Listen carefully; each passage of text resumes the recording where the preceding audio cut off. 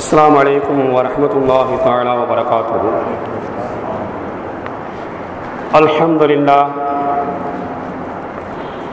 अल्हम्दुलिल्लाह नहमदुहु व नस्तईनुहु व नस्तगफिरुहु व नऊज़ु बिल्लाहि मिन शुरूरि अंफुसिना व मिन सय्यिआति अअमालिना। मन यहदिहिल्लाहु फला मुदिल्ल लहु व मन युद्लिलहु फला हादिय लहु। ونشهد أن لا إله إلا الله وحده لا شريك له ونشهد أن محمدا عبده ورسوله أما بعد فقد قال الله تعالى في القرآن العظيم وفي الفرقان المجيد: أعوذ بالله من الشيطان الرجيم بسم الله الرحمن الرحيم وقرن في بيوتكن ولا تبرجن تبرج الجاهلية الأولى وأقمنا الصلاة وآتينا الزكاة وأطيعنا الله ورسوله. قال نبينا صلى الله عليه وسلم: الدنيا كلها متاع وخير المتاع الدنيا المرأة الصالحة. صدق الله العلي العظيم. அளவற்ற அருளாளனும் நிகரற்ற நிறைந்த இல்லாமல்ல அல்லாஹ்வின் திருப்பெயரால் நமது வார்த்தைகளை ஆரம்பம் செய்கின்றோம்.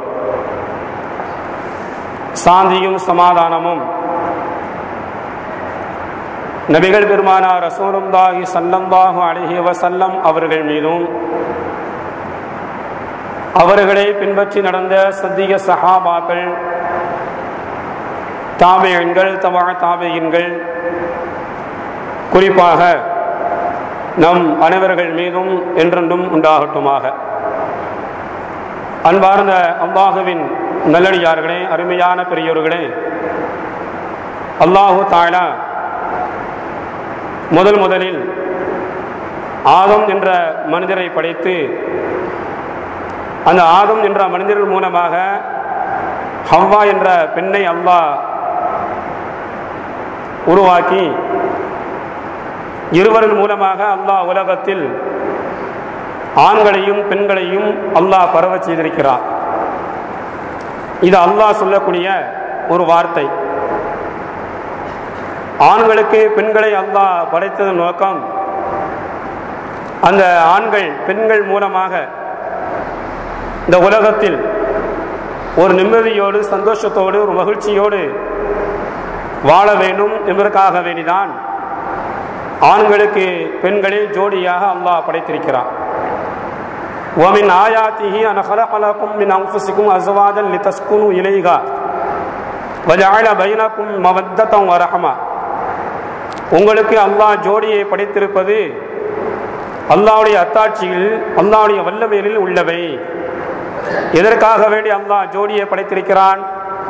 லிதஸ்குனு இலைஹா, அவள் மூலம் நீங்கள் நிம்மதி பெறுவதற்காக வேண்டி, மகிழ்ச்சி அடைவதற்காக வேண்டி என்று அல்லாஹு தஆலா சொல்லி காட்டுகிறார். அப்ப எந்த பெண்ணின் மூலமாக ஒரு ஆண்களுக்கு தன்னுடைய கணவருக்கு மகிழ்ச்சி கிடைக்கும், எந்த பெண்ணின் மூலமாக ஒரு ஆண் சந்தோஷம் அடைவார் என்றால், இஸ்லாம் சொல்லக்கூடிய ஒழுக்கங்கள் எந்த பெண்ணிடத்தில் இருக்குமோ அந்த பெண்ணின் மூலமாகத்தான் ஒரு ஆணுக்கு மகிழ்ச்சி கிடைக்கும், சந்தோஷம் ஏற்படும். அப்ப அந்த பெண் என்பவள் யார்? இஸ்லாம் சொல்லக்கூடிய ஒழுக்கமான பெண்கள் யார்? சிறந்த பெண்கள் யார்? அடக்கமான பெண்கள் யார்?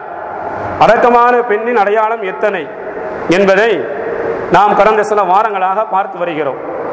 ஏனென்றால் இன்றைக்கு உலகத்தில் மிகப்பெரிய பிரச்சனையும், மிகப்பெரிய குழப்பங்களும், மிகப்பெரிய சண்டையும் சச்சரவும் யாரால் ஏற்படுகிறது அதிகமாக என்றால் பெண்கள் மூலமாகத்தான் ஏற்படுகிறது. அது குடும்ப பிரச்சனையாக இருக்கட்டும், தெரு பிரச்சனையாக இருக்கட்டும், ஊர் பிரச்சனையாக இருக்கட்டும், எந்த ஒரு பிரச்சனைகளை நாம் எடுத்துக்கொண்டாலும் அல்லது எந்த ஒரு குழப்பத்தை நாம் எடுத்துக்கொண்டாலும் அங்கே முக்கியமான காரணமாக இருப்பது பெண்களாகத்தான் இருப்பார்கள் என்பதை நம்மால் பார்க்க முடிகிறது. எனவே எல்லா மக்களும், குடும்பத்தில் உள்ளவர்களும், தெருக்களில் உள்ளவர்களும், ஊரில் உள்ளவர்களும் எல்லோரும் நிம்மதியாக சந்தோஷமாக வாழ வேண்டும் என்றால் பெண்கள் நல்லவர்களாக இருக்க வேண்டும், பெண்கள் ஒழுக்கமுள்ளவர்களாக இருக்க வேண்டும், பெண்கள் அடக்கமானவராக இருந்தால் இந்த உலகம் நிம்மதியாக இருக்கும். எனவேதான் நபிகள் பெருமானார் ரசூலுல்லாஹி ஸல்லல்லாஹு அலைஹி வஸல்லம் சொன்னார்கள், அத்துன்யா குல்லுஹா மதாஉன், இந்த உலகம் முழுவதும் இன்பமானது. அந்த இன்பத்தில் சிறந்த இன்பம் ஒரு நல்ல ஒரு பெண்மணி அல்லது நல்ல ஒரு மனைவி என்று நபிகள் பெருமானார் ரசூலுல்லாஹி ஸல்லல்லாஹு அலைஹி வஸல்லம் சொல்வதை பார்க்கிறோம். அல்லாஹ் கூட ஒரு ஆயத்தில் சொல்லுவான், உங்களுடைய பொருளாதாரத்தின் மூலமாகவும் உங்களுடைய குழந்தைகளின் மூலமாகவும் உங்களுடைய மனைவியின் மூலமாகவும் உங்களுக்கு சோதனை இருக்கிறது என்று அல்லாஹ் சொல்லுவான்.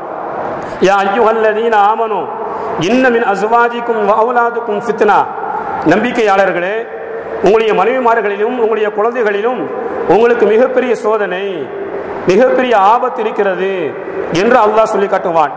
அவ எந்த ஒரு பெண்மணி, எந்த மனைவி, எந்த பிள்ளை என்றால் எந்த மனைவிடத்தில் ஒழுக்கம் இல்லையோ, எந்த பெண்களிடத்தில் அடக்கம் இல்லையோ, எந்த குழந்தைகளிடத்தில் ஒழுக்கம் இல்லையோ, அந்த குழந்தைகள் மூலமாக அந்த பெண்கள் மூலமாக கணவருக்கு மிகப்பெரிய சோதனை ஏற்படும் என்பதை நம்மால் புரிந்து கொள்ள முடிகிறது. எனவே உலகத்தில் வாழக்கூடியவர்கள் அல்லது ஒரு குடும்பத்தில் உள்ள ஒரு ஆண் அல்லது ஊரில் உள்ளவர்கள் நிம்மதியாக வாழ வேண்டும் என்றால் அதற்கு முக்கியமான பங்காக இருப்பது பெண்களாகத்தான் இருக்கிறார்கள். எனவே எந்த பெண் சிறந்த பெண், எந்த பெண் ஒழுக்கமான பெண், எந்த பெண் அடக்கமான பெண் என்பதில் ஒரு 6 விஷயத்தை கடந்த வாரம் பார்த்தோம். ஒன்னாவது என்ன? ஒழுக்கமான பெண்ணின் அடையாளம். ஒன்னாவது, எந்த பெண்ணுக்கு அல்லாஹ் மீது முஹப்பத் இருக்குமோ, எந்த பெண்ணுக்கு அல்லாஹ் மீது பிரியம் இருக்குமோ அந்த பெண் ஒழுக்கமான பெண். இரண்டாவது அடையாளம் என்ன? எந்த பெண் ஹலால் ஹராமை பேணி உலகத்தில் நடப்பாளோ அந்த பெண் ஒழுக்கமான பெண். மூன்றாவது அடையாளம், கல்வியை கற்க வேண்டும் என்ற ஆசை இருந்து எந்த பெண் கல்வியை கற்றுக்கொள்வாளோ, மார்க்கத்தை கற்றுக்கொள்வாளோ அந்த பெண் ஒழுக்கமான பெண், அந்த பெண் சிறந்த பெண் என்கிறது இஸ்லாம். நான்காவது விஷயம் என்ன? ஒழுக்கமான பெண்ணின் அடையாளம் நான்காவது, கணவனை எந்த பெண் பிரியப்படுவாளோ அந்த பெண் ஒழுக்கமான பெண். ஐந்தாவது விஷயம், கணவனுக்கு பணிவிடை செய்யக்கூடிய பெண்ணும் ஒழுக்கமான பெண். ஆறாவது, கணவனின் குரலை விட தன் குரலை எந்த பெண் உயர்த்தாமல் தன்னுடைய கணவனை மதித்து உலகத்தில் வாழ்வாளோ அந்த பெண் அடக்கமான பெண் என்பதை கடந்த வாரங்களில் பார்த்தோம். ஏழாவது விஷயம் என்ன? சமூக அக்கறை கொண்டவள் ஒழுக்கமான பெண். சமூக அக்கறை கொண்டவளாக ஒரு பெண் இருந்தால் அந்த பெண் ஒழுக்கமான பெண். நாம் ஒழுக்கமாக இருப்பதை போன்று, நாம் அல்லாஹ் ரசூலுக்கு பயந்து இருப்பதை போன்று, நாம் பிறருக்கு உதவி செய்வதை போன்று பிற மக்களும் அல்லாஹ் ரசூலுக்கு பயந்து இருக்க வேண்டும், நடக்க வேண்டும், பிறர் மீது அக்கறை கொள்ள வேண்டும், ஏழை எளிய மக்கள் மீது அக்கறை கொண்டவளாக ஒரு பெண்ணும் இருக்க வேண்டும் என்று எந்த பெண் நினைத்து உலகத்தில் வாழ்வாளோ சமுதாயத்தின் மீது, சமூகத்தின் மீது எந்த பெண்ணுக்கு அக்கறை இருக்குமோ அந்த பெண் ஒழுக்கமான பெண். ஹதரத் உமர் ரலியல்லாஹு தஆலா அன்ஹு அவர்கள், அவருடைய மனைவி உம்மு குல்சூம் ரலியல்லாஹு தஆலா அன்ஹா அவர்கள், உமர் ரலியல்லாஹு தஆலாவுடைய வழக்கம் என்ன? அவர்கள் ஆட்சி பொறுப்பில் இருக்கும்போது இரவு நேரத்தில் அவர்கள் உலா வருவார்கள். யாராவது கஷ்டப்பட்டால் உதவி செய்ய வேண்டும், கஷ்டப்படும் மக்களுக்கு நாம் ஒத்தாசை செய்ய வேண்டும், உதவி செய்ய வேண்டும், கஷ்டத்தை நீக்க வேண்டும், போக்க வேண்டும் என்ற எண்ணத்தில். ஏனென்றால் அல்லாஹ் தஆலா நமக்கு மிகப்பெரிய பொறுப்பை தந்திருக்கிறார். அதுவும் மக்களை ஆட்சி செய்யக்கூடிய ஒரு ஆட்சியாளராக அல்லாஹ் நம்மை நியமித்திருக்கிறார். எனவே எல்லா மக்களுக்கும் மத்தியிலும் நாம் சரியாக நடக்க வேண்டும் என்ற எண்ணத்தில் நபிகள் பெருமானார் ரசூலுல்லாஹ் சொல்வாங்க, குல்லுக்கும் ராயின் வ குல்லுக்கும் மஸ்ஊலுன் அன் ரஅயத்திஹி, உங்களில் ஒவ்வொருவரும் நீங்கள் பொறுப்புதாரி, உங்களுடைய பொறுப்பை பற்றி நீங்கள் விசாரிக்கப்படுவீர்கள் என்று நபிகள் பெருமானார் ரசூலுல்லாஹி ஸல்லல்லாஹு அலைஹி வஸல்லம் சொல்லி இருக்கின்ற ஹதீஸின் அடிப்படையில் ரலியல்லாஹு தஆலா அன்ஹு அவர்கள் ஆட்சியாளராக இருக்கும்போது இரவு நேரத்தில் நம்முடைய ஆட்சியில் யாரும் கஷ்டப்படக்கூடாது, யாரும் துன்பப்படக்கூடாது, உணவுக்கு வழியில்லை என்ற ஒரு நிலை இருக்கக்கூடாது என்ற எண்ணத்தில் இரவு நேரத்தில் உலா வருவார்கள். அப்படி ஒரு நாள் உலா வரும் பொழுது ஒரு இடத்தில், ஊரின் எல்லை பகுதி, அந்த பகுதியில் திடீரென்று ஒரு கூடாரம் இருக்கிறது. அவர்கள் பார்க்காங்க, இந்த இடத்தில் கூடாரம் இல்லையே, ஆனால் இன்றைக்கு கூடாரம் இருக்கிறது, அங்க யார் இருக்கா, எவர் இருக்கா, யார் என்று நாம் பார்த்து வருவோம் என்ற எண்ணத்தில் அந்த கூடாரத்தை நோக்கி சென்றார்கள். அந்த கூடாரத்துக்கு வெளியில் ஒரு அந்நிய ஆள் உட்கார்ந்து இருக்கிறார், ஒரு வெளியூருக்காரர் இருக்கிறார், அறிமுகம் இல்லாத ஒரு ஆள். அவரை விசாரிக்காங்க ரலியல்லாஹு தஆலா அன்ஹு அவர்கள். நீ யாரு, உங்களுக்கு எந்த ஊரு என்று விசாரிக்கிறார்கள். நான் வெளியூர் பிரயாணி, நானும் என்னுடைய மனைவியும் வந்திருக்கிறோம் என்று சொல்லிக் கொண்டிருக்கும் பொழுது கூடாரத்திற்குள் ஒரு முனங்கிற சப்தம் கேட்கிறது. ஒரு முனங்கிற சப்தம் கேட்கிறது. உடனே உமர் ரலியல்லாஹு தஆலா அன்ஹு அவர்கள் கேட்டார்கள், கூடாரத்துக்குள் யார் என்று கேட்டார்கள். என் மனைவி இருக்காங்க. என்ன சப்தம்? வேதனையால் ஏற்பட்ட சப்தத்தை போன்று இருக்கிறது, என்ன சப்தம் என்று கேட்டார்கள். உன்னுடைய மனைவி பிரசவ வலியின் காரணமாக அவர்கள் முணங்குகிறார்கள், சப்தம் ஓடுகிறார்கள் என்று சொன்னவுடன் எதுவுமே பேசவில்லை உமர் ரலியல்லாஹு தஆலா அவர்கள். நேர வீட்டுக்கு வராங்க, தன் மனைவியை சந்திக்காங்க. உம்மு குல்சும் ரலியல்லாஹு தஆலா அன்ஹா அவர்களை சந்தித்து, அம்மா உம்மு குல்சும், உனக்கு ஒரு அழகான வேலை வந்திருக்கிறது என்று சொல்லி தன் மனைவியை அழைத்து சென்றார்கள்.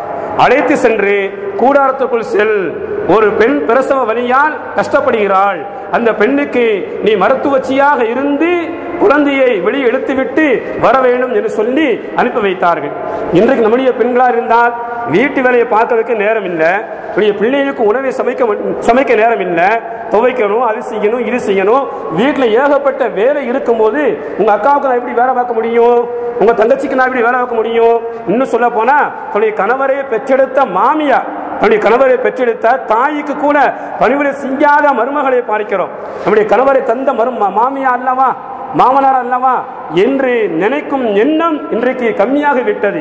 ஆமா, கணவரை பெற்றாங்க, என் கணவருக்கு நான் சும்மையா வந்திருக்கேன், நான் 10 லட்சம் ரூபாய் கொடுத்து விலைக்கு வாங்கியிருக்கேன், எங்க வாப்பா உம்மா எனக்கு நகையை போட்டு நட்டுகளை போட்டு பணங்காசை கொடுத்து இடங்களை கொடுத்து என்னுடைய கணவரை விலைக்கு வாங்கியாச்சு, பெத்தாங்க வளர்த்தாங்க, முடிஞ்சு வச்சு, அவ்வளவுதான், எங்களிடத்தில் வித்து விட்டார்கள் என்று சொல்லக்கூடிய மருமகளை பார்க்கும். அவ கணவர் சொல்லியும் கூட என்னுடைய வாப்பா பார்த்துக்கோ கவனிச்சுக்கோ என்று கணவர் சொன்னாலும் கூட அதெல்லாம் முடியாது, நீங்க வாப்பாவை தனியா வச்சுட்டு போங்க, நான் எதுவும் செய்ய முடியாது, நீங்க அனுப்பி வைக்கிற பணம் காசுல நான் செலவுக்கு காசு கொடுப்பேன், என்னால் சமைச்சு கொடுக்க முடியாது, எங்க உம்மாமா ரொம்ப கஷ்டப்படுறாங்க, நீ உதவி செய்ய வேற யார் இருக்கா, நான் தான் பார்க்கணும், நான் ஊர்ல கிடையாது, நான் வெளிநாட்டில் இருக்கு, எனவே என்னுடைய இடத்தில் நீ இருந்து பார்க்க வேண்டும் என்று சொன்னால் உங்க உமாவை பார்க்க முடியாது, உங்க அம்மா மோசமான ஆளு, உங்களுக்கு தெரியும், வாய் சும்மா இருக்காது, அது சரியில்லை இது சரியில்லை, ஆனத்துல உப்பு இல்லை, உரப்பு அதிகமா இருக்கு, புளிப்பு இருக்கு என்று தொண என்று பேசிக் கொண்டிருப்பார்கள். எனவே உங்க வாப்பாவும் பார்க்க முடியாது, உம்மாவும் பார்க்க முடியாது, தனியாக வைத்து விட்டு செல்லுங்கள், நீங்க செலவுக்கு என்று அனுப்பி வைத்தால் நீங்க சொல்லக்கூடிய காசு பணத்தை நான் கொடுக்கிறேன், ஆனா சமைக்க முடியாது என்று இன்றைய காலத்தில் சொல்வார்கள். தன்னுடைய மாமியாரை மாமனாரை தன்னுடைய நாத்தனாரை மதிக்காத பெண்களைத்தான் உலகத்தில் பார்க்க முடியும். ஆனால் அன்றைய காலத்தில் பாருங்கள், உம்மு குல்சும் ரலியல்லாஹு தஆலா அன்ஹா அவர்களுக்கு சமூகத்தின் மீது அக்கறை இருந்த காரணத்தினால் கணவர் சொன்னார், ஹலிஃபா உமர் ரலியல்லாஹு சொன்னார்கள், ஒரு பெண் பிரசவத்தின் காரணமாக வேதனைப்படுகிறாள், நீ பிரசவத்தை பார்க்க வேண்டும் என்று சொன்னவுடன் முக மகிழ்ச்சியோடு உள்ளே சென்றார்கள். பிரசவத்தை பார்த்தார்கள். ஒரு மருத்துவச்சியாக இருந்து பிரசவத்தை பார்த்து ஒரு ஆண் குழந்தை பிறந்தவுடன் சொன்னார்கள், கலிஃபா அவர்களே, உங்களுடைய நண்பர் வெளியில் இருக்கும் ஒரு நண்பருக்கு சொல்லுங்கள், ஒரு அழகான ஆண் குழந்தை பிறந்திருக்கிறது என்று சொல்லுங்கள், ஒரு அழகான ஆண் குழந்தை பிறந்திருக்கிறது என்று சொல்லுங்கள் என்று செய்தியை தெரிவித்தார்கள். அவர் இந்த மாதிரி எந்த ஒரு பெண்ணுக்கு சமுதாயத்தின் மீது சமூகத்தின் மீது அக்கறை இருக்குமோ அந்த பெண் ஒழுக்கமான பெண் என்கிறது இஸ்லாமிய மார்க்கம். அடுத்து என்ன, 8வது விஷயம் என்ன, எந்த பெண்ணிடத்தில் பொறுமை இருக்குமோ அந்த பெண்ணும் அடக்கமான பெண்ணு, அந்த பெண்ணும் சிறந்த பெண்ணு. இன்னைக்கு பொறுமை என்பது இல்லாமல் போயிருச்சு, இல்லையா? எதிர்கருத்தாலும் கோபம் தான், என்ன பேசினாலும் கோபம். மாமியா ஒன்னு சொன்னா போதும் மருமகளுக்கு கோபம் பொத்துக்கிட்டு வருது, கணவர் ஒன்னு சொன்னா போதும் ஒரு மனைவிக்கு கோபம் பொத்துக்கிட்டு வருது. அத எந்த பெண்ணிடத்தில் பொறுமை இருக்குமோ அந்த பெண்ணும் ஒழுக்கமான பெண். அல்லாஹ் கூட சொல்லுவான், وَلَنَبْلُوَنَّكُمْ بِشَيْءٍ مِنَ الْخَوْفِ وَالْجُوعِ وَنَقْصٍ مِنَ الْأَمْوَالِ وَالْأَنْفُسِ وَالثَّمَرَاتِ وَبَشِّرِ الصَّابِرِينَ. உங்களை பசியாலும் பட்டினியாலும் இன்னும் உயிர்களை எடுப்பதன் மூலமாகவும் அதே போன்று பயத்தாலும் பொருள்களை பறிப்பதன் மூலமாகவும் உங்களை நாம் சோதிப்போம். இந்த நேரத்தில் யார் பொறுமையை மேற்கொண்டு இருக்கிறார்களோ, பொறுமையை மேற்கொண்டு இன்னா லில்லாஹி வ இன்னா இலைஹி ராஜிஊன் என்று சொல்வார்கள். ஆனால் அந்த பொறுமையாளர்களுக்கு சுப செய்தி சொல்லுங்கள். என்ன சுப செய்தி? உலாயிக அலைஹிம் ஸலவாத்தும் மிர் ரப்பிஹிம் வர்ஹமா, அல்லாஹ்வுடைய புறத்திலிருந்து கருணையும் ரஹமத்தும் உண்டு, நீங்கள் தான் நேர்வழி பெற்றவர்கள் என்று அல்லாஹ் சொல்லி காட்டுகிறார். அப்ப எந்த ஒரு பெண்ணிடத்தில் பொறுமை இருக்குமோ அந்த பெண் ஒழுக்கமான பெண். ஒழுக்கமான பெண் மட்டுமல்ல, அல்லாஹ்வுடைய அன்பை பெற்றவள், அல்லாஹ்வுடைய ரஹமத்தை பெற்றவள் என்பதை நான் புரிந்து கொள்ள வேண்டும். நபிகள் பெருமானார் ரசூலுல்லாஹ்வுடைய காலத்தில் இப்னு ஹுஸாம் என்று சொல்லக்கூடிய ஒரு மனிதர், அவனுடைய மனைவி தன்னுடைய மகனை அல்லாஹ்வுடைய பாதையில் போர் செய்வதற்காக வேண்டி அனுப்பி வைக்கிறார். அல்லாஹ்வுடைய பாதையில் போர் செய்வதற்காக வேண்டி, யுத்தத்திற்காக வேண்டி அனுப்பி வைக்கிறார். இன்னைக்கு நம்மளுடைய பிள்ளைகளை பாருங்க, வளரும் போதே அங்க போவாத பேய் நிக்கி, இங்க போவாத பிசாசு நிக்கி, இங்க போவாத திருடு நிக்கான், அங்க போவாத கொள்ளையை நிக்கான் என்று சொல்லி ஒரு பயத்தை ஏற்படுத்தி இல்லையா, சின்ன குழந்தைகளுக்கு அல்லாஹ்வுடைய அச்சத்தை ஏற்படுத்த வேண்டும். அல்லாஹ் மீது இறை நம்பிக்கை அதிகமாக அல்லாஹ் மீது இருப்பதற்குண்டான ஒரு நிலையை ஏற்படுத்த வேண்டும். ஆனா சின்ன குழந்தைகளுக்கு பாருங்க, இருட்டுக்குள்ள போவாத, வெளியே போவாத, அங்கிட்டு போயிடாத, இங்கிட்டு போயிடாத, பிள்ளைகளை பயங்காட்டி கோழைகளாக ஆக்கி விட்டார்கள் இல்லையா. எனவே வளர்ந்த பிறகு இரவு நேரத்தில் பாருங்க, எத்தனை ஆண்களை பார்க்கும், வெளியே போகும் 1க்கு 2க்கு போகும்போது, 1 பாத்ரூம் 2 பாத்ரூம் போகும்போது மனைவியை எழுப்பிக்கிட்டு போகக்கூடிய ஆண்களை பார்க்கும், வாமா கொஞ்சம் ஒன்னா வா என்று. அப்ப என்ன காரணம்? சின்ன பிள்ளையா இருக்கும் போது பெற்றோர்கள் தன்னுடைய பிள்ளைகளை பயமுறுத்தாட்டி, அங்க பிசாசு நிக்கி, இங்க பிசாசு நிக்கி, அங்க சைத்தான் நிக்கா, அங்க திருடன் நிக்கா, அங்க வந்து கொள்ளையை நிக்கா என்று பயமுறுத்தாட்டி உள்ளத்தில் கோழைத்தனத்தை ஏற்படுத்தி விட்டார்கள். ஆனா அன்றைய காலத்தில் வாழ்ந்துள்ள பாருங்க. ஆனா இன்னைக்கு இன்னொரு விஷயம் பாருங்க, இந்த இளைஞரா இருப்பவர்களுக்கெல்லாம் தாய்மார்கள் அதிகமா சொல்லுவாங்க, நீ படிச்சு வெளிநாடு போகணும்பா, நீ படிச்சு வெளிநாடு போகணும், யார்ட்டு ஒமுதுமுக்கு போயிடாத, என்ன சொல்லி வளர்க்கணும், நீ நல்ல பையனா இருக்கணும், ஒழுக்கமா வளரணும், யார்ட்டு சண்டைக்கு போயிடாத, நல்ல பேர் வாங்கித்தா, உனக்கு நல்ல பேர் வாங்கு, உமாவுக்கு நல்ல பேர் வாங்கித்தா, வாப்பாவுக்கு நல்ல பேர் வாங்கித்தா, குடும்பத்துக்கு நல்ல பேர் ஏற்படுத்தித்தா என்று சொல்ல வேண்டும். நீ வெளிநாடு போகணும், படிச்சு முடிச்சு உடனே போகணும், வாப்பா ரெடியா விசா வச்சுக்கிட்டு இருக்காங்க, எனவே நீ சண்டையிட்டு யாராவது கேஸ் போட்டான், யாராவது கேஸ் போட்டா வெளிநாட்டுக்கு போக முடியாது, பாஸ்போர்ட் எடுக்க முடியாது, இப்படியெல்லாம் பயங்காட்டி, இவனெல்லாம் பயமுறுத்தாட்டி கோழைகளாக சின்ன குழந்தைகளையும் இளைஞர்களையும் உருவாக்கி விட்டார்கள். இன்றைய காலத்தில் வாழக்கூடிய நம்முடைய பெற்றோர்கள், நம்முடைய சமுதாயத்தை சார்ந்தவர்கள். ஆனால் அன்றைய காலத்தில் வாழ்ந்தவர்கள் ஒழுக்கத்தை கற்றுக் கொடுத்தார்கள். எல்லா மக்களுக்கும் முன்மாதிரியாக, உலகத்தில் வாழும் எல்லா சமூகத்திற்கும் முன்மாதிரியாக திகழ வேண்டும் என்று ஒழுக்கத்தை கற்றுக் கொடுத்தது மட்டுமல்ல, வீரத்தையும் கற்றுக் கொடுத்தார்கள். எனவேதான் இப்னு ஹுஸைம் ரலியல்லாஹு தஆலா அன்ஹுவுடைய மனைவி தன்னுடைய மகனை போர்க்களத்துக்கு அனுப்பி வைத்தார்கள். அந்த மகன் ஷஹீதாக்கப்பட்டு விட்டார்கள். தன்னுடைய மகன் ஷஹீதாக்கப்பட்டு விட்டார் என்ற செய்தியை கேள்விப்பட்டவுடன் கணவரை அழைத்து, நீங்க போங்க, மகன் போர்க்களத்தில் கலந்து கொண்டு ஷஹீதாக்கப்பட்டு விட்டார், நீங்களும் அல்லாஹ்வுடைய பாதையில் போர் செய்ய செல்லுங்கள் என்று தன்னுடைய கணவரை அனுப்பி வைத்தார்கள். கணவரும் போர்க்களத்தில் கலந்து கொண்டு ஷஹீதாக்கப்பட்டார்.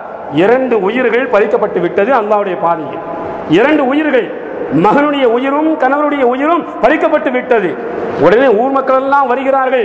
இப்னு ஹுஸைம் ரலியல்லாஹு தஆலா அன்ஹுடைய மனைவியை சந்திக்க வந்து துக்கம் விசாரிக்கிறார்கள். விசாரிக்க வந்தவர்கள் சொன்னார்கள், இப்னு ஹுஸைம் ரலியல்லாஹுடைய மனைவியே, நீங்க ஒன்றும் கவலைப்பட வேண்டாம், மகனையும் கணவரையும் இழந்து விட்டோம் என்ற ஒரு கவலை வேண்டாம் என்று சொன்னபோது அவர்கள் சொன்ன வார்த்தை என்ன தெரியுமா? அவங்க சொன்ன வார்த்தை என்ன தெரியுமா? நான் ஏன் கவலைப்பட வேண்டும்? பொறுமையோடு இருப்பவர்களுக்கு அல்லாஹ் சொர்க்கத்தை தருவதாக வாக்களித்திருக்கிறார். பொறுமையோடு இருப்பவர்களுக்கு சொர்க்கம் உண்டு என்று அல்லாஹ் வாக்களித்திருக்கும் போது நான் ஏன் கவலைப்பட வேண்டும்? அது மட்டுமல்ல, என்னுடைய மகனுக்கும் அல்லாஹ் சொர்க்கத்தை கொடுப்பான், என்னுடைய கணவருக்கும் அல்லாஹ் சொர்க்கத்தை கொடுப்பான். அல்லாஹ்வுடைய பாதையில் கலந்து கொண்டு யுத்தத்தில் கலந்து கொண்டு ஷஹீதாக்கப்பட்ட அந்த 2 பேரும் என்னை நரகத்துக்கு அனுப்ப எப்படி சம்மதிப்பார்கள்? அல்லாஹ் என்னை நரகத்துக்கு அனுப்பினாலும் என்னுடைய கணவரும் பிள்ளையும் அல்லாஹ்விடத்தில் முறையிடுவார்கள். அல்லாஹ் உன் பாதையில் கலந்து கொண்டு ஷஹீதாக்கப்பட வேண்டும் என்பதற்காக வேண்டி என்னுடைய உம்மா அனுப்பி வைத்தார்கள் போர்க்களத்திற்கு, என்னுடைய மனைவி அனுப்பி வைத்தார் போர்க்களத்திற்கு என்று என் கணவர் சொல்வார், என் மகன் சொல்வார் என்று இருக்க நான் ஏன் கவலைப்பட வேண்டும் என்று சொன்னார்கள். அவர் சொன்ன வார்த்தை என்ன? பொறுமையாளர்களுக்கு அல்லாஹ் சொர்க்கம் தருவதாக வாழ்க்கைத்திருக்கிறான், நான் ஏன் கவலைப்பட வேண்டும் என்று சொல்லி பொறுமையை மேற்கொண்டார்கள். அப்ப இந்த மாதிரி பொறுமை வாழ்க்கையில் கஷ்டம் வரும்போது, துன்பங்கள் வரும்போது, துயரங்கள் வரும்போது, நாம் விரும்பிய உயிர்கள் பறிக்கப்படும் போது, நம்முடைய பொருளாதாரத்தில் அழிவுகள் ஏற்படும் போது, நம்முடைய உடல் ரீதியாக கஷ்டங்கள் நோய்கள் வரும்போது யார் பொறுமையை மேற்கொள்வாரோ அந்த பெண் சிறந்த பெண் என்று இஸ்லாமிய மார்க்கம் சொல்கிறது. அது மட்டுமா? கைஸ் இப்னு ஹக்கீம் என்று சொல்லக்கூடிய ஒரு மோசமானவன், கைஸ் இப்னு ஹக்கீம் என்பவன் இஸ்லாத்துடைய எதிரி, சஹாபாக்களுக்கும் எதிரி, இஸ்லாத்திற்கும் எதிரி, சஹாபாக்களுக்கு அதிகமான தொல்லையை கொடுத்து வந்தவன் கைஸ் இப்னு ஹக்கீம் என்பவன். அவருடைய மனைவி இஸ்லாத்தை ஏற்றி விட்டார்கள். அவருடைய மனைவி இஸ்லாத்தை ஏற்றி விட்டார்கள். ஏற்றுக்கொண்டது மட்டுமல்ல, கைஸ் இப்னு ஹக்கீமுடைய மனைவி தொழும்பொழுது சண்டாள பாவி அந்த பெண்ணை தள்ளி கீழே தள்ளி தலை குப்பர தள்ளி விடுவான், தலை குப்பர தள்ளி விடுவான். அது மட்டுமல்ல, ஹஜ்ஜுடைய காலம் ஒரு நாள் தொழுது கொண்டு இருக்கிறார்கள், ஒரு நாள் தொழுது கொண்டு இருக்கிறார்கள். இரும்பு கம்பியை எடுத்தான் கைஸ் இப்னு ஹக்கீம் என்பவன், தன்னுடைய மனைவியை ஓங்கி அடித்து விட்டான். தலையில் ரத்தம் வந்து விட்டது, ரத்தம் வந்து விட்டது. அந்த பெண் ஓடோடி வருகிறார். யார சூரம்தான் தன்னுடைய கணவரை பற்றி முறையிடுவதற்காக வேண்டிய அல்ல, தன்னுடைய கணவர் என்னை அடிக்கிறார், உதைக்கிறார், மிதிக்கிறார், எனக்கு துன்பத்தை தருகிறார், நான் இஸ்லாத்தை ஏற்றுக்கொள்வதற்காக வேண்டி என்று சொல்வதற்காக வேண்டி அல்ல, சட்டத்தை கேட்க வருகிறார். மார்க்க சட்டம் என்ன? நான் தொழுது கொண்டு இருக்கும் பொழுது ரத்தம் வந்தால் மார்க்க சட்டம் என்ன, மஸ்அலா என்ன என்பதை கேட்க வருகிறார். அல்லாஹ்வின் தூதரே, என் கணவர் இஸ்லாத்தை ஏற்கவில்லை, கைஸ் இப்னு ஹக்கீம் என்பவர், நான் இஸ்லாத்தை ஏற்றுக்கொண்டவன், நான் இஸ்லாத்தை ஏற்றுக்கொண்டதற்காக வேண்டி என்னை அடிக்கிறார். அது மட்டுமல்ல, தொழுது கொண்டு இருக்கும் போது இரும்பு கம்பியால் என்னை தாக்கி என்னுடைய உடம்பில் ரத்தம் வந்துவிட்டால் தொழுகை கூடுமா கூடாதா? கேள்வி, தொழுகை கூடுமா கூடாதா? இந்த பெண்ணின் குரலை கேட்ட நபிகள் பெருமானார் ரசூலுல்லாஹி ஸல்லல்லாஹு அலைஹி வஸல்லம் அவர்கள் வீட்டில் இருந்து நேர வந்தாங்க கைஸ் இப்னு ஹக்கீமை சந்திப்பதற்காக வேண்டி. கைஸ் இப்னு ஹக்கீமை சந்தித்து சொன்னார்கள், கைஸ், உன் மனைவியை அடிப்பதை நிறுத்திக்கொள், உன்னுடைய மனைவியை அடிப்பதை நிறுத்திக்கொள், இல்லை என்றால் உன்னை எதிர்த்து நான் போர் செய்வேன் என்று சொன்னார்கள். உன்னை எதிர்த்து நான் போர் செய்வேன் என்று சொன்னார்கள். அப்ப கைஸ் இப்னு ஹக்கீம் ரலியல்லாஹு கைஸ் இப்னு ஹக்கீமுடைய மனைவி இஸ்லாத்தை ஏற்றுக்கொள்வதற்காக வேண்டி பலவிதமான துன்பங்களையும் துயரங்களையும் கணவர் கொடுத்தாலும் பொறுமையை மேற்கொண்டார்கள், சகிப்புத்தன்மையோடு இருந்தார்கள். இது போன்ற பொறுமையும் சகிப்புத்தன்மையும் எந்த பெண்களிடத்தில் இருக்குமோ, எந்த பெண்ணிடத்தில் இருக்குமோ அந்த பெண் சிறந்த பெண், அந்த பெண் ஒழுக்கமான பெண் என்கிறது இஸ்லாமிய மார்க்கம். இது 8வது அடையாளம். 9வது அடையாளம் என்ன? ஒரு பெண் தனக்கு தோழியாக நல்ல பெண்ணை தேர்வு செய்ய வேண்டும். ஒரு பெண் தனக்கு தோழியாக நல்ல பெண்ணை தேர்வு செய்ய வேண்டும். அந்த பெண் இவளுக்கு எந்த ஒரு விதத்திலும் மோசடி செய்பவளாக இருக்கக்கூடாது, நன்மையை ஏவக்கூடியவளாக இருக்கணும், நன்மையான விஷயத்தில் உதவி செய்யக்கூடியவளாக இருக்க வேண்டும், அல்லாஹ் ரசூலுக்கு பயந்தவளாக அந்த பெண் இருக்க வேண்டும். ஏனென்றால் பழக்கமும் நெருக்கமும் குணத்திலும் பண்பாட்டிலும் மிக பெரும் தாக்கத்தை ஏற்படுத்துகின்றன என்று பெருமக்கள் சொல்வார்கள்.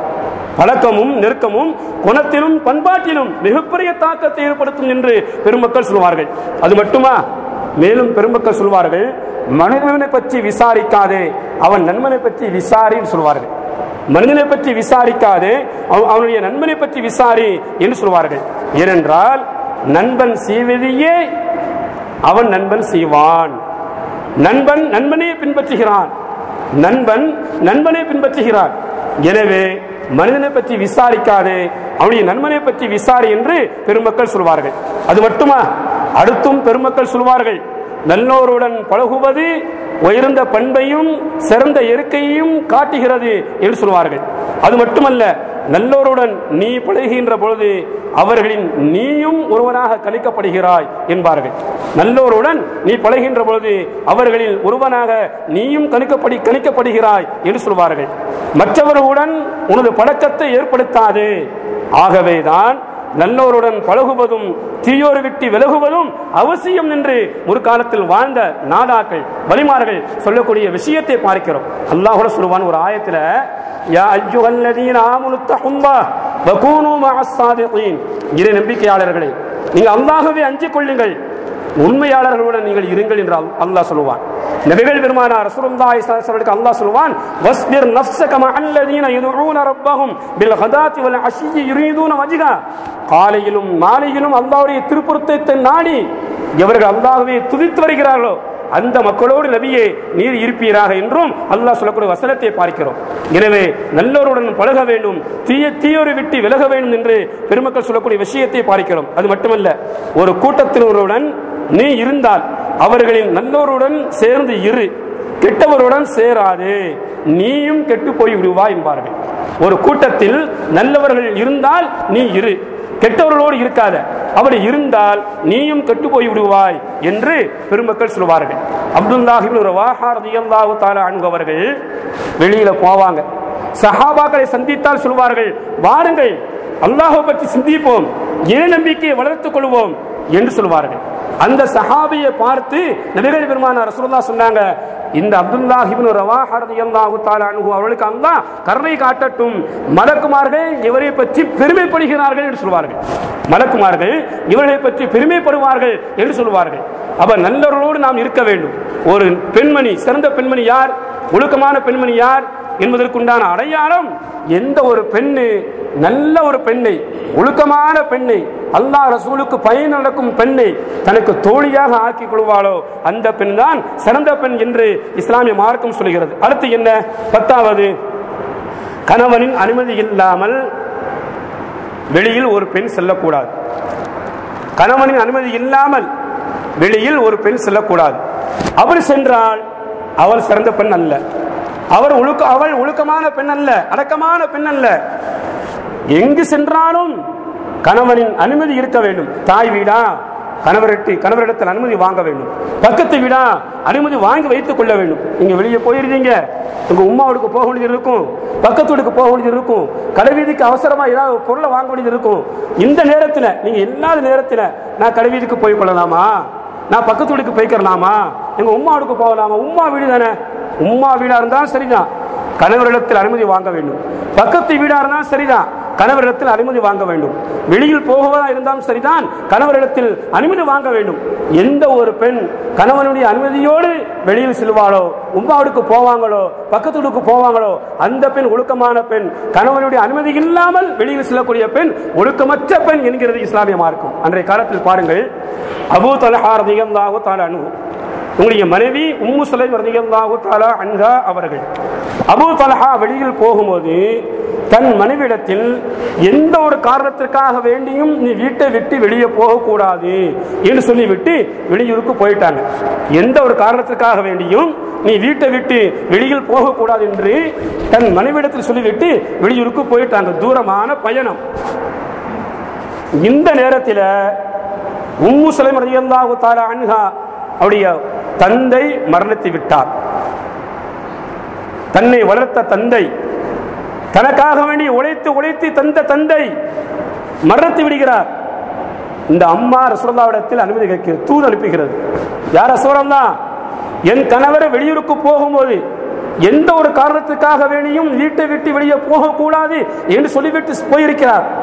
ஆனால் சூழ்நிலை, என்னுடைய தந்தையும் மரணித்து விட்டார், என் தந்தையின் ஜனாசாவை நான் பார்க்கலாமா, தந்தையின் ஜனாசாவில் நான் கலந்து கொள்ளலாமா என்று கேட்டபோது நபிகள் பெருமானார் ரசூலுல்லாஹ் சொன்னாங்க, உன் கணவருடைய சொல்லுக்கு கட்டுப்படி என்று சொன்னார்கள். உடைய கணவருடைய சொல்லை நீ மதி என்று சொன்னார்கள்.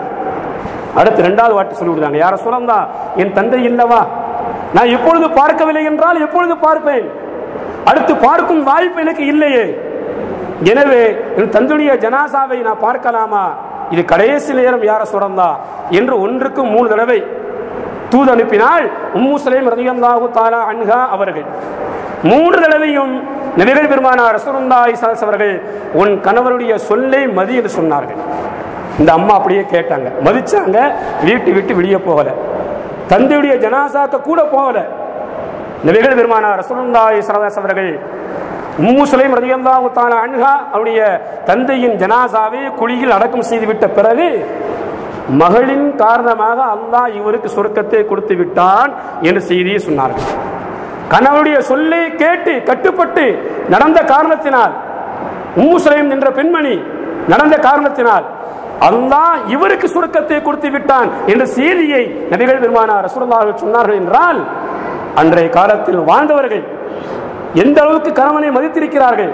இன்னைக்கு இங்க பாரு, என் சொல்ல கேட்காம நீ வெளியே போகக்கூடாது, ஏட கேட்காம அனுமதி வாங்காம நீ வெளியே போகக்கூடாது, உட்காருங்க ஒரு இடத்துல சொல்லுவாங்க இல்லையா, இவட அனுமதி வாங்கிக்கிறணுமா, உங்க உமாவோட போகக்கூடாது, அதெல்லாம் கேட்க முடியாது என்று சொல்லுவார்கள்.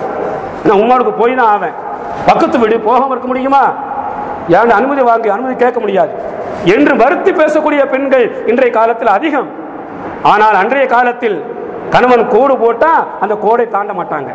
கணவனுடைய சொல்லை மதித்தார்கள், கணவனை மதித்தார்கள். எனவே ஒழுக்கமுள்ள பெண்களாக, சிறந்த பெண்களாக, அடக்கமான பெண்களாக மக்களால் மதிக்கப்பட்டார்கள் அன்றைய காலத்தில் வாழ்ந்தவர்கள். கணவனுடைய சொல்லை, கணவனுடைய அனுமதி இல்லாமல் வெளியே செல்லும் பெண்மணி சிறந்தவள் அல்ல, கணவனுடைய அனுமதியோடு செல்லக்கூடிய பெண் தான் சிறந்த பெண் என்கிறது இஸ்லாமிய மார்க்கம். அடுத்து என்ன? 11வது, ஒரு பெண் தன்னுடைய குழந்தைகளை நல்ல குழந்தைகளாக உருவாக்க வேண்டும்.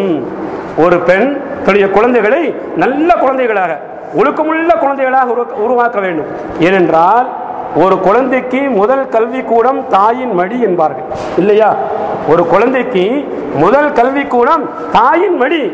எனவே மடிகள் போட்டு வளர்க்கும் போது, பார ஊட்டும் போது, குழந்தை பேச ஆரம்பிக்கும் போது, குழந்தையுடைய தாயையும் தந்தையையும் நேரிட்டு பார்க்கும் போது, அது நடக்கும் போது, ஓடும் போது, அந்த குழந்தைக்கு நல்ல பண்புகளை, நல்ல ஒழுக்கத்தை சொல்லிக் கொடுக்க வேண்டிய கட்டாய காலம் இன்றைய காலம். இன்னைக்கு பாருங்க, சமூகம் ரொம்ப கெட்டு போய்விட்டது. சமூகம் ரொம்ப கெட்டு போய்விட்டது.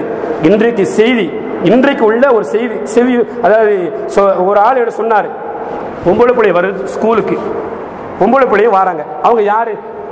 நம்முடைய சாட்சி மகா இருப்பாங்க, பெரியம்மா மகா இருப்பாங்க, அவங்க சொந்த மந்தமா இருக்கும். பட்ட பகல்ல பெண் குழந்தைகள் ஸ்கூலுக்கும் வரும் வழியில் உட்கார்ந்த ஆண்கள் ஒழுக்கமற்றவர்கள் இவர்கள் எல்லாம் மது அருந்து கொண்டு இருக்கிறார்களாம். இதனால் அந்த வழியாக வரக்கூடிய குமரி பெண்கள் பயப்படுகிறார்கள், அச்சப்படுகிறார்கள். ஸ்கூலுக்கு பள்ளிக்கூடத்துக்கு வரக்கூடிய குமரி பெண்கள் அச்சப்படுகிறார்கள். எந்த அளவுக்கு மோசமா பிரிச்சு பாத்தீங்களா? பட்ட பகல்ல எல்லாம் பந்தாவ போச்சு. இன்னைக்கு கெட்ட செயல்கள் எல்லாம் பந்தா, கெட்ட செயல்கள் எல்லாம் இன்னைக்கு பந்தாவ போச்சு. கெட்ட செயல்களுக்காக வேண்டி போட்டி நடக்கா இல்லையா? நான் தான் குடிப்பேன், நான் தான் விபச்சாரம் செய்வேன், நான் தான் வட்டி வாங்குவேன், நான் தான் ஷிர்க் செய்வேன். இன்னைக்கு போட்டியை பாருங்க. அல்லாஹ் என்ன சொல்கிறான்? ஃபஸ்தபிகுல் கைரா, நன்மையான விஷயத்தில் ஒருவருக்கொருவர் முந்திக் கொள்ளுங்கள். அல்லாஹ் சொல்கிறான், நன்மையான விஷயத்தில் ஒருவருக்கொருவர் முந்திக் கொள்ளுங்கள். தீமையான காரியம், எந்த செயலை செய்தால் சொர்க்கம் ஹராமோ, எந்த செயலை செய்தால் சொர்க்கம் ஹராமோ அந்த செயல்ல போட்டி சண்டை நடக்கா இல்லையா? மது அருந்துவது சண்டை, நான் தான் ஒரு பாட்டில் ஃபுல்லா குடிப்பேன், நான் தான் அரை பாட்டில் குடிப்பேன், நான் தான் விபச்சாரம் செய்வேன், நான் தான் அதிகமாக வட்டி வாங்குவேன், நான் தான் ஷிர்கான காரியத்தில் ஃபர்ஸ்ட் நிற்பேன் என்று ஒருவருக்கு ஒரு போட்டி கொண்டு பாவமான காரியம். அந்த பாவமான காரியத்திற்கு உதவி செய்வதையும், ஆக நாங்க இவங்களுக்கு தான் உதவி செய்வோம், நாங்க அவங்களுக்கு தான் உதவி செய்வோம், நாங்க இவங்களுக்கு தான் உதவி செய்வோம், ஏன்னா இவங்க தான் நல்லா நடத்துவாங்க, இவங்க தான் நல்லா நடத்துவாங்க. அல்லாஹ் சொல்கிறான், வத்தஆவனு அலல் பிர்ரி வத்தஹ்வா வலா தஆவனு அலல் இஸ்மி வல் உதுவான். நன்மையான காரியத்திற்கும் இறையச்சத்திற்கும் ஒருவருக்கு ஒருவர் உதவி செய்யுங்கள். பாவமான காரியம், அழிச்சாட்டியம், பாவமான, இது அல்லாஹ் சொல்லக்கூடிய வார்த்தை, பாவமான காரியத்திற்கும் அழிச்சாட்டியத்திற்கும் உதவி செய்யாதீர்கள் என்று அல்லாஹ் சொல்லியிருக்க. நன்மைக்கு உதவி இல்லை, இறையச்சத்திற்கு உதவி இல்லை, பாவமான காரியத்திற்கும் அழிச்சாட்டியத்திற்கும் நரகத்தை நிரந்தரமாக தரக்கூடிய செயல்களுக்கும் இன்னைக்கு போட்டி நடக்கா இல்லையா? போட்டி நடக்கா இல்லையா? அவ எந்த அளவுக்கு சமூகம் கட்டி போய் விட்டது, எந்த அளவுக்கு சமூகம் கெட்டி போய் விட்டது. அன்றைய காலத்தில் வாழ்ந்த பெண்மணிகளை பாருங்கள், தாய்மார்களை பாருங்கள், எந்த அளவுக்கு தன்னுடைய குழந்தைகளை உருவாக்கினார்கள். ஒழுக்கமுள்ள குழந்தைகளாக, அழகான குழந்தைகளாக, உலக மக்களுக்கெல்லாம் வழிகாட்டக்கூடிய குழந்தைகளாக உருவாக்கினார்கள். இன்னைக்கு அந்த சமுதாயத்தில் இருக்கிற நாம், மகன் எப்படி போனா என்ன, குடிச்சா என்ன, கெட்டு போனா என்ன, அவன் கெட்டு குட்டிச்சட போனா என்ன என்று நினைக்கிற தாய்மார்கள் தான் இன்றைக்கு அதிகம். உம்மு சுலைம் ரலியல்லாஹு தஆலா அன்ஹா, இவர்கள் இஸ்லாத்தை ஏற்றி விட்டார்கள், கணவர் இஸ்லாத்தை ஏற்கவில்லை. எனவே மனைவியை விட்டுவிட்டு மூத்த கணவர் வெளியூருக்கு சென்று விட்டார். இருவருக்கும் பிறந்த குழந்தைதான் அனஸ் ரலியல்லாஹு தஆலா அன்ஹு அவர்கள். பச்சில குழந்தை, சின்ன குழந்தை, விவரம் தெரிந்து விட்டது. தன்னுடைய குழந்தை கணவனை இழந்து நாம் வாழ்கிறோம். நமக்கு பிறந்த குழந்தை அனஸ் ஒழுக்கமுள்ள குழந்தையாக வளர வேண்டும். உலக மக்களுக்கெல்லாம் ஒழுக்கமுள்ளவனாக இருக்க வேண்டும், வழிகாட்டியாக திகழ வேண்டும் என்ற எண்ணத்தில் ஒரு சிறந்த ஆசிரியர் தேர்வு செய்து, யார் சிறந்த ஆசிரியர்? நபிகள் பெருமானார் ரசூலுல்லாஹி ஸல்லல்லாஹு அலைஹி வஸல்லம் அவர்களை சந்தித்து, யார் ரசூலல்லாஹ், உங்களுடைய குழந்தைக்கு நீங்கள் அழகான கல்வியை கற்றுக் கொடுத்து ஒழுக்கமுள்ள குழந்தையாக உருவாக்குவது உங்களுடைய பொறுப்பு, நான் தந்துவிட்டேன் என்று சொல்லி ஒழுக்கத்தை கற்க வேண்டும், கல்வியை கற்றுக் கொடுக்க வேண்டும் யார் ரசூலுல்லாஹ் என்று சொல்லி ஒப்படைத்தார்கள். 10 ஆண்டுகள் நபிகள் பெருமானார் ரசூலுல்லாஹோடு இருந்தார்கள். அனஸ் ரலியல்லாஹு தஆலா அன்ஹு அவர்கள் அதிகமான கல்வியை கற்றுக் கொடுத்தார்கள். அனஸ் ரலியல்லாஹு தஆலா அன்ஹுவுக்கு அதிகமான கல்வியை கற்றுக் கொடுத்தார்கள் ரசூலுல்லாஹ். அனஸ் ரலியல்லாஹு அவர்கள் ரசூலுல்லாஹ் மூலமாக அதிகமான நன்மையை பெற்றார்கள். அப்ப அன்றைய காலத்தில் வாழ்ந்த தாய்மார்கள் எப்படி, அது குறிப்பாக இன்றைய காலத்தில் நம்முடைய சமூகம் நம்முடைய பிள்ளைகளை ஒழுக்கத்தோடு வளர்ப்பதோடு ரொம்ப கண்காணிக்க வேண்டிய குழந்தைகள் யார் என்றால் பெண் குழந்தைகள். பெண் குழந்தைகள் நான் இதை யார் சொல்றேன் தெரியுமா? ஒரு பெண் சரியாக இருந்தால் குடும்பம் சரியாக இருக்கும், அந்த தெரு சரியாக இருந்தால் அந்த ஊரே சரியாக இருக்கும். ஒரு பெண் சரியாக இருந்தால் குடும்பம் சரியாக இருக்கும். ஒரு தெருவில் உள்ள பெண்கள் எல்லாம் சரியா இருந்தால் தெரு முழுக்க சரியாக இருக்கும். அந்த ஊரில் உள்ள பெண்கள் சரியாக இருந்தால் ஊர் முழுக்க சரியாக இருக்கும். எனவே இன்றைய காலம் மோசமான காலம். இன்றைய காலம் மோசமான காலம். இஸ்லாத்திற்கும் முஸ்லிம்களுக்கும் எதிரான விஷயத்தை தூண்டிவிடக்கூடிய காலகட்டத்தில் ஆட்சியின் கீழ் நாம் இருக்கிறோம். இஸ்லாத்திற்கும் முஸ்லிம்களுக்கும் எதிரான விஷயங்களை பரப்பிவிடக்கூடிய, எதிரான செய்திகளை சொல்லவிடக்கூடிய, இஸ்லாத்திற்கும் முஸ்லிம்களுக்கும் மிகப்பெரிய தீங்கை ஏற்படுத்தக்கூடிய ஆட்சியின் கீழ் நாம் இருக்கிறோம். இந்த அளவுக்கு பாருங்க, லவ் ஜிஹாத் என்று ஒரு அமைப்பை உருவாக்கி நம்ம நினைப்போம், லவ் ஜிஹாத் என்றால் முஸ்லிம் அமைப்பு நினைப்போம் இல்லையா? முஸ்லிம்களை குழப்ப வேண்டும், முஸ்லிம் பெண்களை கெடுக்க வேண்டும், தன் பக்கம் இழுக்க வேண்டும், அவர்களை மதமாற்றம் செய்ய வேண்டும் என்ற நோக்கத்தில் ஆர்எஸ்எஸ் கும்பல் இந்துத்துவவாதிகள் லவ் ஜிஹாத் என்ற அமைப்பை உருவாக்கி ஒரு முஸ்லிம் இளைஞன் ஒரு இந்து பெண்ணை மதமாற்றம் செஞ்சார், முஸ்லிமாக ஆக்கினார். 100 பெண்களை நீங்கள் அங்கிருந்து இங்கு கொண்டு வர வேண்டும், 100 முஸ்லிம் பெண்களை நீங்கள் இந்துக்களாக மாற்ற வேண்டும் என்ற அர்த்தத்தில் லவ் ஜிஹாத் என்ற ஒரு அமைப்பை உருவாக்கி இருக்கிறார்கள். இன்னைக்கு நிறைய ஊர்ல பார்க்கும், மெட்ராஸ், சேலம் போன்ற ஊர்கள் எல்லாம் மிகப்பெரிய ஒரு மாற்றம். என்ன மாற்றம்? நம்முடைய பெண்கள் வேலை தாண்டுகிறார்கள், நம்முடைய பெண்கள் வேலை தாண்டுகிறார்கள், நம்முடைய பெண்களை ஈர்க்கிறார்கள், நம்முடைய பெண்களை வழிதவர செய்கிறார்கள். நமக்கு எதிரான கும்பல்கள் லவ் ஜிஹாத் என்ற பெயர்ல ஒரு இந்து பெண் முஸ்லிமாக மாறினார், ஒரு முஸ்லிமை காதலிச்சு அவள் முஸ்லிமாக மாறினார், 100 பெண்களை நீ மதமாற்றம் செய்ய வேண்டும், 100 முஸ்லிம் பெண்களை இந்த பக்கம் இழுக்க வேண்டும். ஜிஹாதுக்கு அர்த்தம் தெரியாத முட்டாள்கள், ஜிஹாதுக்கு அர்த்தம் தெரியாத முட்டாள்கள். அல்லாஹ் சொல்லுவான், وجاهدوا في الله حق جهاده هو اجتباكم وما جعل عليكم في الدين من حرج ملة أبيكم إبراهيم هو سماكم المسلمين என்று அல்லாஹ் சொல்லி காட்டுவார். ஜிஹாத் என்றால் என்ன? அல்லாஹ்வுடைய பாதையில் போர் செய்தல் ஜிஹாது. ஒரு நாள் நபிகள் பெருமானார் ரசூலுல்லாஹி ஸல்லல்லாஹு அலைஹி அவர்கள் யுத்த களத்தை முடித்துவிட்டு அவர்கள் ஊர் திரும்பும் பொழுது வரும் வழியில் சஹாபாக்களை பார்த்து சொன்னார்கள், மிகப்பெரிய ஜிஹாதை நாம் எதிர்நோக்கி செல்கிறோம் என்று சொன்னார்கள். சஹாபாக்கள் கேட்டார்கள், யார் ரசூலல்லாஹ், இதை விட இன்னொரு ஜிஹாது உண்டா, பெரிய ஜிஹாது கேட்டார்கள். ரசூலுல்லாஹ் சொன்னாங்க, மனசோடு போர் செய்தல். இந்த மனசு இருக்க மோசமானது. இந்த மனசு மனிதனுக்கு மிகப்பெரிய ஷைத்தான் யார் தெரியுமா? மனசுதான் மிகப்பெரிய ஷைத்தான். அப்ப மனதோடு போர் செய்தால் மிகப்பெரிய ஜிஹாத். அந்த மனதை உள்ளடக்கக்கூடிய கூட்டம் இன்றைக்கு லவ் ஜிஹாத் என்ற பெயரில் உருவாக்கப்பட்டு நம்முடைய முஸ்லிம் சமூகத்தில் உள்ள பெண்களை, இளைஞர்களை, குமரி பெண்களை கெடுப்பதற்காக வேண்டி, மதமாற்றம் செய்வதற்காக வேண்டி செயல்பட்டு கொண்டு இருக்கும் காலம்தான் இந்த காலம். இந்த காலத்தில் நம்முடைய பெண் மக்களை நாம் உன்னிப்பாக கவனிக்க வேண்டும். நம்முடைய பெண் மக்கள் யாரிடத்துல பேசுகிறார்கள்? இன்னைக்கு பாருங்க, போனை கொடுத்து, செல்போனை கொடுத்து வம்பாக்கிட்டாங்க பொம்பளை பிள்ளைகளை. ஒரு பெண், நம்முடைய பெண் குழந்தை ஒரு 2 நிமிஷத்துக்கு 3 நிமிடத்துக்கு மேல பேசினா யார்கிட்ட பேசுறாங்க, எவர்கிட்ட பேசுறாங்க, என்ன பேசுறாங்க கண்காணிக்க வேண்டும். படிப்பு சம்பந்தமா பேசுறாரு இருந்தா ஒரு 5 நிமிஷத்துக்குள்ள பேசிருந்தான் இல்லையா? இன்னைக்கு என்ன பாடம் கொடுத்தாங்க, என்ன எழுதுனாங்க, ஒரு 5 நிமிஷம் 10 நிமிஷத்துக்குள்ள பேசிருந்தான். அதுக்கு மேல் தாண்டும் போது என்ன பேசுகிறாள், யாரிடத்தில் பேசுகிறாள் என்று கண்காணிக்கிற பொறுப்பு தாய்க்கும் தந்தைக்கும் உண்டு. என மோசமான காலம், மோசமான காலத்தில் நாம் வாழ்ந்து கொண்டு இருக்கிறோம். நம்ம சமூகத்திற்கு மிகப்பெரிய ஒரு கேடை ஏற்படுத்தக்கூடிய ஆட்சியின் கீழ் நாம் இருக்கிறோம். எனவே நம்முடைய குழந்தைகளை நல்ல குழந்தைகளாக உருவாக்க வேண்டும். குறிப்பாக பெண் குழந்தைகளை ஒழுக்கமுள்ள குழந்தைகளாக உருவாக்க வேண்டும். அது உருவாக்கும் பெண் தான் சிறந்த பெண் என்று இஸ்லாமிய மார்க்கம் சொல்கிறது. இவையெல்லாம் நாம் செவிமடுத்த நாம் ஒரு வாழ்க்கையில் கடைபிடிக்க வேண்டும். சமூகத்தை, குடும்பத்தை, வீட்டை, குறிப்பாக பெண் மக்களை நல்ல குழந்தைகளாக உருவாக்கக்கூடிய பாக்கியத்தை அல்லாஹ் தஆலா உங்களுக்கும் எனக்கும் எல்லா மக்களுக்கும் தருவானாக. வாஹிரு தஅவானா அல்ஹம்துலில்லாஹி ரப்பில் ஆலமீன். அஸ்ஸலாமு அலைக்கும் வரஹ்மத்துல்லாஹி தஆலா வ பரகாத்துஹு.